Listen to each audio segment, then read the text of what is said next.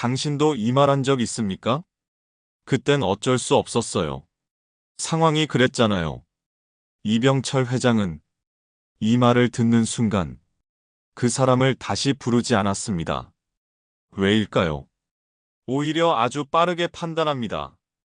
그리고 한번 정리한 사람은 다시 들이지 않습니다.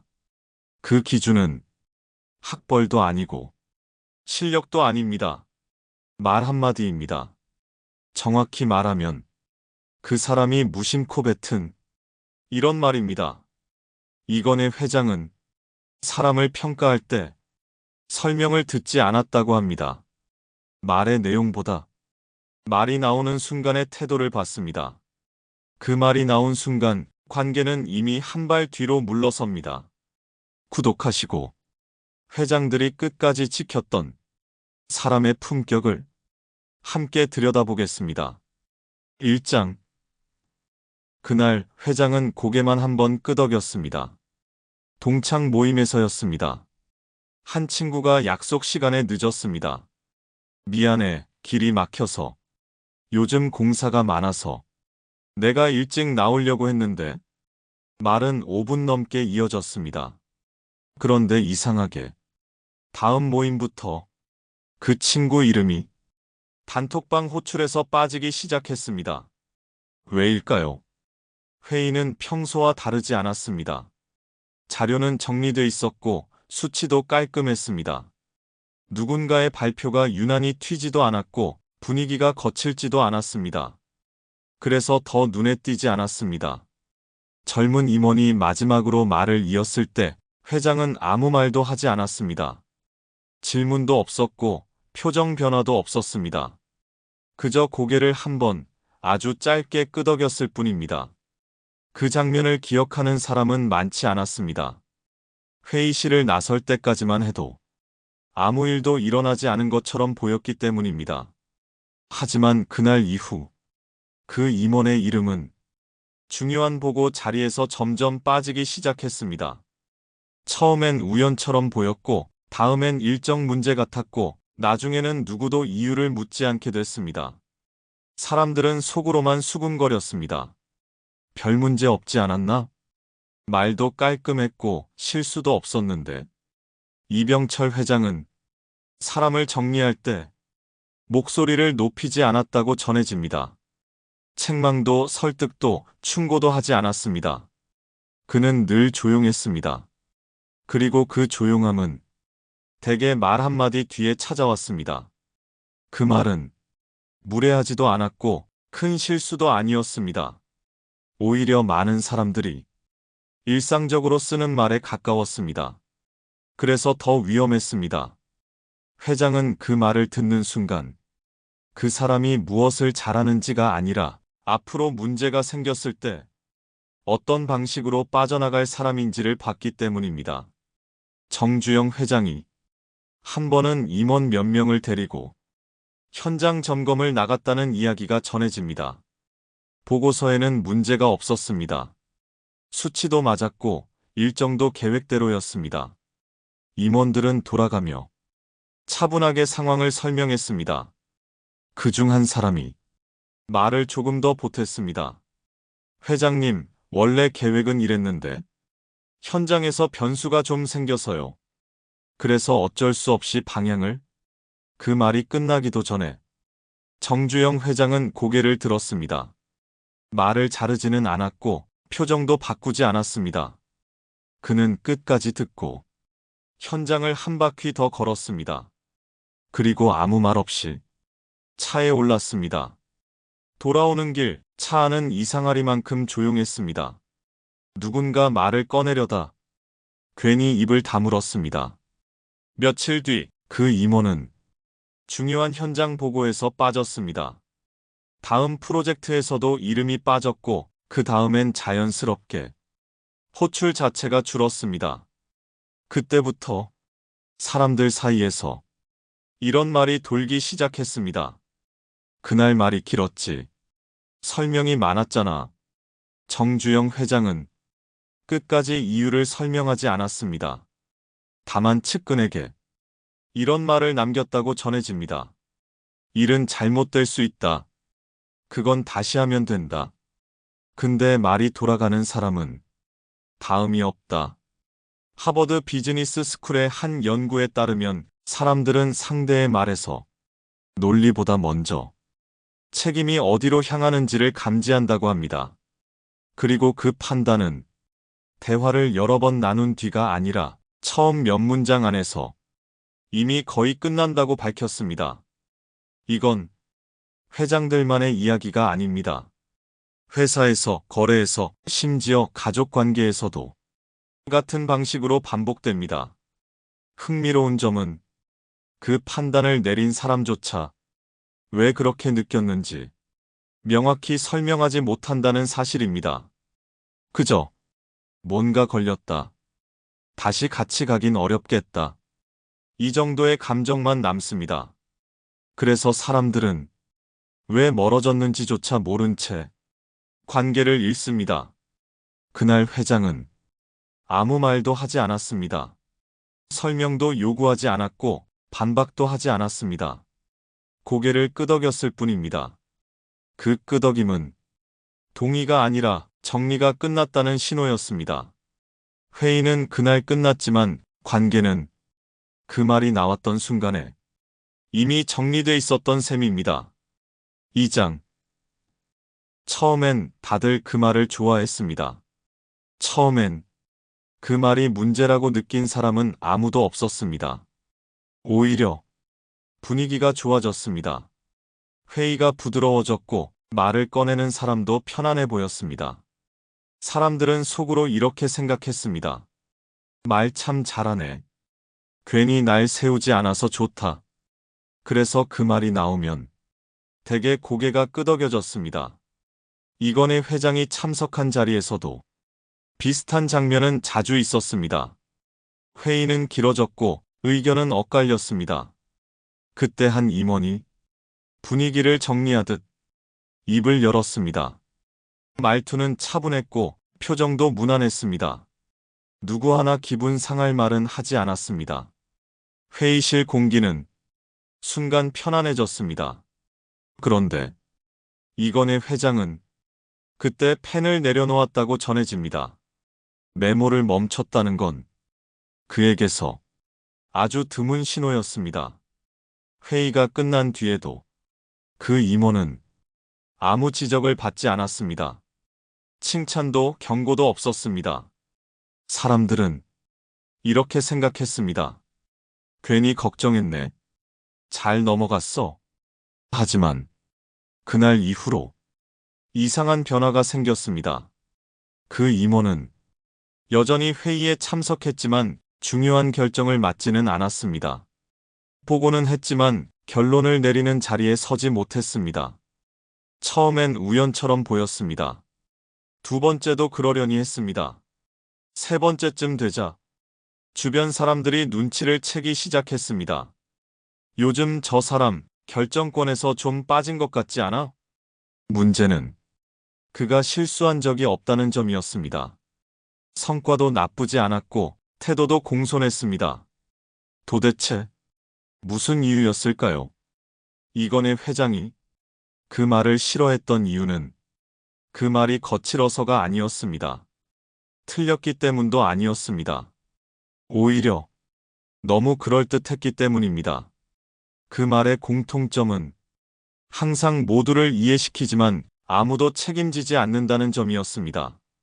그제서야 이건희가 싫어했던 말의 정체가 보입니다. 그땐 그럴 수밖에 없었습니다. 상황이 좀 그랬습니다. 저만 그런 건 아니었습니다. 보통은 다 이렇게 합니다. 이 말들은 싸움을 만들지 않습니다. 분위기를 망치지도 않습니다. 대신 책임이 흘러갑니다. 이건희 회장은 사람을 평가할 때 왜 그랬는지보다 그 말 다음에 무엇이 남는지를 봤다고 합니다. 그런데 이 말들 뒤에는 항상 과거만 남습니다. 상황, 환경, 관행, 남들 이야기뿐입니다. 앞으로 어떻게 할지는 보이지 않습니다. 예일대 심리학과 연구에 따르면 사람들은 상대가 문제를 설명할 때 책임 주어가 얼마나 분명한지를 무의식적으로 감지한다고 합니다. 제가 판단했습니다. 제가 책임지겠습니다. 이 말이 사라질수록 신뢰도 함께 사라집니다. 이건 회장들만의 세계가 아닙니다. 가족 사이에서도 늘 이 말을 먼저 꺼내는 사람이 있습니다. 처음엔 이해합니다. 두 번째도 넘어갑니다. 하지만 중요한 결정 앞에서는 그 사람을 부르지 않습니다.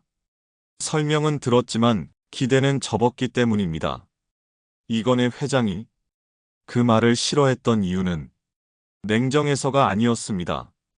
그 말이 사람을 편하게 만들 수는 있어도 사람을 믿게 만들지는 못한다는 걸 너무 많이 봤기 때문입니다.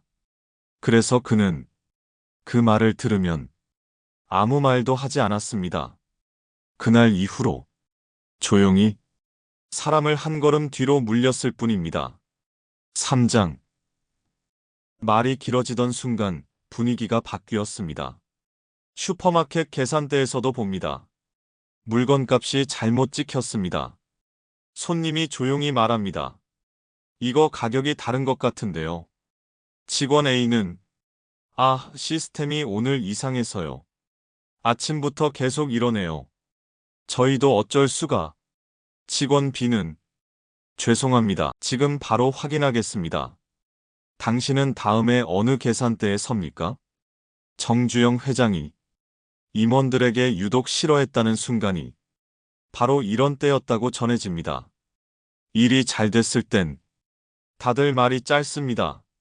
숫자만 내놓고 결과만 말합니다. 그런데 일이 조금만 어긋나면 갑자기 말이 길어집니다. 상황, 변수, 관행, 사정. 말이 늘어날수록 책임은 흐려집니다. 정주영 회장은 그걸 설명이라고 부르지 않았습니다. 빠져나가는 길 찾기라고 봤다고 합니다. 그래서 그는 그 순간이 오면 더 이상 꾸짖지 않았습니다. 소리도 치지 않았습니다. 그저 사람을 한 걸음 뒤로 물렸습니다. 이병철 회장도 비슷했습니다. 그는 사람을 정리할 때 결정적으로 실수를 잡지 않았다고 합니다. 대부분은 실수가 아니라 습관이었기 때문입니다. 특히 말이 길어지는 습관은 언젠가 반드시 같은 방식으로 반복됩니다. 사람들은 이렇게 착각합니다. 말을 잘하면 설득이 된다. 그런데 시니어들이 평생 살아보며 아는 사실은 반대입니다. 말이 길어질수록 상대는 설득되는 게 아니라 경계합니다. 이 사람, 지금 나를 이해시키려는 게 아니라 자기 자신을 살리려는 거구나. 그 느낌은 설명을 듣는 동안이 아니라 설명이 끝난 직후에 더 선명해집니다. 그때부터 관계는 회복이 아니라 정리 방향으로 갑니다. 스티브 잡스에겐 유명한 버릇이 있었다고 전해집니다. 회의에서 누가 이유를 길게 설명하기 시작하면 그는 딱 한 문장만 던졌다고 합니다. 그래서 다음은 이 한 문장이 회의실을 조용하게 만들었습니다. 변명하는 사람은 갑자기 말이 막혔고 책임지는 사람은 짧게 답했습니다. 그 차이를 잡스는 오래 보지 않았습니다. 그리고 회장들도 똑같이 봅니다. 여기서 중요한 건 말이 길다는 자체가 아닙니다. 말이 길어지는 방향입니다. 내가 무엇을 하겠다는 말은 짧고 내가 왜 못했는지 말은 길어지는 순간, 그 순간 사람들은 당신을 능력으로 판단하지 않습니다.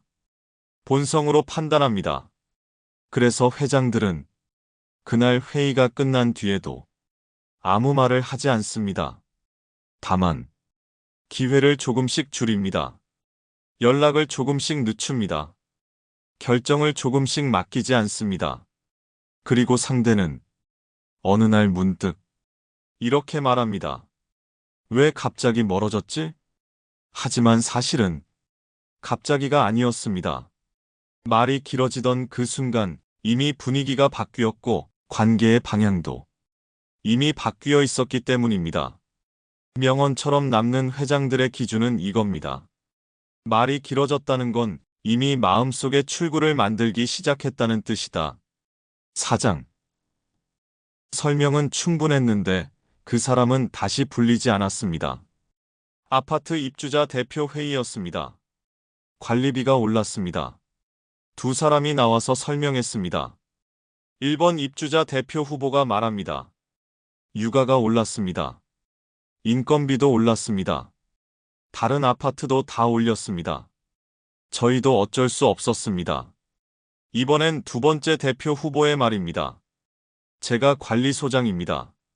제 판단이 늦었습니다. 다음 분기부터 이렇게 줄이겠습니다. 다음 선거에서 누가 다시 뽑혔을까요? 사람은 설명을 들을 땐 납득하지만 결정을 맡길 땐 본능으로 움직인다. 이병철 회장이 사람을 볼 때도 바로 이 지점이었습니다. 그는 회의에서 설명이 길어지는 순간 사람을 나무라지 않았습니다. 오히려 끝까지 들었습니다. 그리고 회의가 끝난 뒤 아무 말도 하지 않았습니다. 그 대신 다음 회의 명단에서 그 사람의 이름을 조용히 뺐습니다. 주변 사람들은 이해하지 못했습니다. 설명 잘했는데? 논리도 있었잖아. 하지만 이병철 회장이 본 건 논리가 아니었습니다. 그는 그 사람이 문제를 정리하려는지 아니면 문제를 덮으려는지를 봤습니다. 설명은 문제를 이해시키지만 책임을 보여주지는 않습니다. 그래서 설명은 충분했는데 신뢰는 남지 않는 일이 반복됩니다. 이건 회사 이야기만이 아닙니다. 가족 회의에서도 그렇고 동네 모임에서도 그렇습니다. 말은 길었는데 결론이 없던 사람, 이유는 많았는데 결정은 없던 사람. 어느 순간부터 그 사람에게는 아무도 묻지 않습니다. 싸우지도 않습니다. 따지지도 않습니다. 그저 다음 선택에서 조용히 제외될 뿐입니다. 이병철 회장은 이걸 실패라고 부르지 않았습니다. 설명으로 버틴 관계는 결국 선택에서 밀린다. 그는 그렇게 사람을 정리했습니다. 그리고 대부분의 사람은 왜 자신이 밀렸는지 끝내 듣지 못합니다. 설명은 충분했기 때문입니다. 하지만 신뢰를 남기는 말은 그 안에 없었기 때문입니다. 5장. 아무도 안 볼 때 이 말을 하는 사람은 남습니다. 사람을 오래 곁에 두는 기준은 겉으로는 잘 보이지 않습니다. 회의실에서도 모임 자리에서도 사람들 앞에서는 대부분 비슷해 보입니다. 그래서 더 헷갈립니다. 왜 어떤 사람은 계속 불리고 어떤 사람은 조용히 사라질까요? 그 회사에도 늘 눈에 띄는 사람이 있었습니다.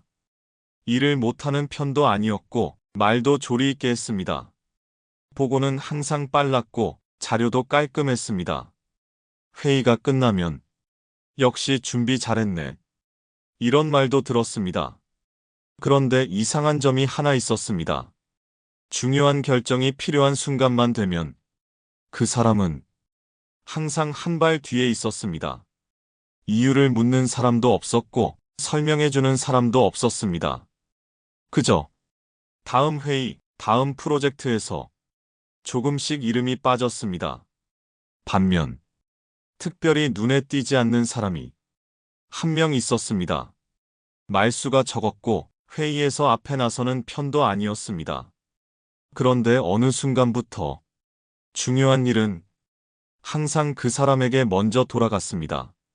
누가 시킨 것도 아니었고 그가 요구한 적도 없었습니다. 그저 자연스럽게 그렇게 됐습니다. 차이가 드러난 건 문제가 생겼을 때였습니다. 예상하지 못한 변수로 일이 꼬였고 누군가는 책임을 져야 하는 상황이었습니다. 그날 회의에서 눈에 띄던 그 사람은 이렇게 말을 꺼냈습니다. 일단 상황을 설명드리겠습니다. 그리고는 왜 그렇게 됐는지, 어떤 사정이 있었는지, 외부 요인이 무엇이었는지를 차분하게 풀어냈습니다. 말은 매끄러웠고 틀린 말도 아니었습니다. 회의실에서는 고개를 끄덕이는 사람도 있었습니다. 그 다음에 조용하던 그 사람이 입을 열었습니다. 길게 말하지 않았습니다. 이건 제 판단이었습니다. 제가 책임지겠습니다. 그 말로 회의는 끝났습니다. 누가 더 말을 잘했는지, 누가 더 논리적이었는지는 아무도 따지지 않았습니다. 하지만 그날 이후 두 사람의 자리는 분명히 달라졌습니다. 이병철 회장은 사람을 볼 때 이 순간을 가장 중요하게 봤다고 전해집니다. 보고서의 내용이 아니라 문제가 생겼을 때 가장 먼저 나오는 한 문장.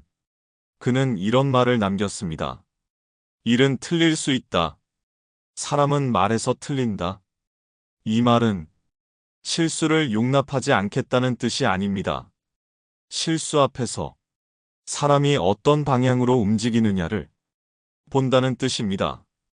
독일 뮌헨의 심리학 연구에서도 비슷한 결과가 나옵니다. 사람들은 상대가 불리한 상황에서 책임을 먼저 끌어안는 말을 할 때 능력보다 먼저 함께 가도 되겠다는 감정을 느낍니다. 그래서 완벽한 사람보다 마음이 놓이는 사람이 끝까지 남습니다.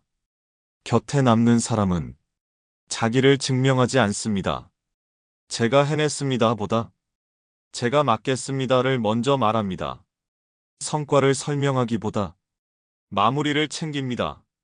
그리고 그런 사람은 조용히 자리를 지킵니다. 이 장에서 딱 하나만 기억하면 됩니다. 사람을 오래 곁에 두는 기준은 착함도 아니고 충성도 아닙니다. 불리한 순간에 어디로 움직이느냐입니다. 책임 쪽으로 한 걸음 가는 사람, 그 사람이 끝까지 남습니다. 이 이야기를 들으며 어떤 얼굴이 떠올랐다면 그 사람은 이미 당신 인생에서 중요한 사람일 가능성이 큽니다. 그리고 동시에 이 질문이 남을지도 모릅니다. 나는 그 순간에 어떤 말을 먼저 했을까? 그 질문이 불편하다면 그건 아주 정상입니다. 이 장은 남을 고르기 위한 이야기가 아니라 내가 남기 위한 기준이기 때문입니다. 6장. 결국 곁에 남는 사람은 이런 사람이었습니다. 나이가 들수록 사람을 보는 기준이 바뀝니다. 젊을 땐 누가 더 잘해주나, 누가 내 말을 더 들어주나를 봤습니다. 그런데 어느 순간부터는 딱 하나만 남습니다. 같이 있으면 마음이 놓이는가. 이병철 회장은 사람을 쓸 때 이런 말을 남겼다고 전해집니다. 능력은 쓰면서 키울 수 있지만 마음이 놓이지 않으면 사람을 쓸 수 없다. 이 말은 회장들만의 기준 같지만 사실 우리 인생에도 그대로 들어맞습니다. 예순을 넘기면 사람 만나는 일이 조금씩 에너지가 됩니다. 만나고 나서 괜히 피곤해지는 사람, 말이 길어지는 사람, 집에 돌아와서 마음이 복잡해지는 사람. 그 사람들은 나쁜 사람이어서가 아닙니다. 그냥 지금의 나와는 결이 맞지 않는 것뿐입니다. 반대로 특별히 재미있는 말을 하지 않아도 같이 있으면 마음이 조용해지는 사람이 있습니다. 그 사람은 위로를 과하게 하지도 않고 조언을 밀어붙이지도 않습니다. 대신 괜히 흔들어 놓지 않습니다. 정주영 회장은 사람을 두고 이렇게 말했다고 전해집니다. 같이 있으면 마음이 복잡해지는 사람은 오래 못 간다. 냉정한 평가가 아니라 살아본 사람이 아는 기준입니다. 곁에 남는 사람은 애써서 붙잡히지 않습니다. 자기를 증명하려 하지 않고 관계를 확인받으려 하지도 않습니다. 필요할 때만 짧게 말합니다. 괜찮아? 이건 내가 할게. 그 한마디가 사람을 살립니다. 여기서 하나만 기억하면 됩니다. 사람을 오래 곁에 두는 기준은 착함도 의리도 아닙니다. 함께 있어도 삶이 가벼워지는가. 그 기준으로 보면 남을 사람은 남고 떠날 사람은 굳이 붙잡지 않아도 떠납니다. 이 나이가 되면 사람을 잃는 게 아니라 정리된다는 느낌이 더 큽니다. 그리고 그건 슬픈 일이 아닙니다.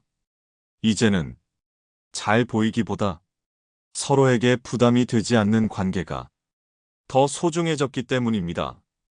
오늘 이야기를 들으면서 딱 한 사람이 떠올랐다면 그 사람은 이미 충분히 곁에 둘 이유가 있는 사람입니다. 여기서 제가 질문 하나만 드리겠습니다. 당신은 요즘 누구와 있으면 마음이 놓이십니까? 댓글로 딱 한 사람만 적어주세요. 이름이 부담되시면 친구, 배우자, 이웃, 동생 이렇게만 적으셔도 됩니다. 오늘 이야기가 마음에 남았다면 구독해두세요. 다음 편은 더 솔직하게, 더 깊게 들어갑니다.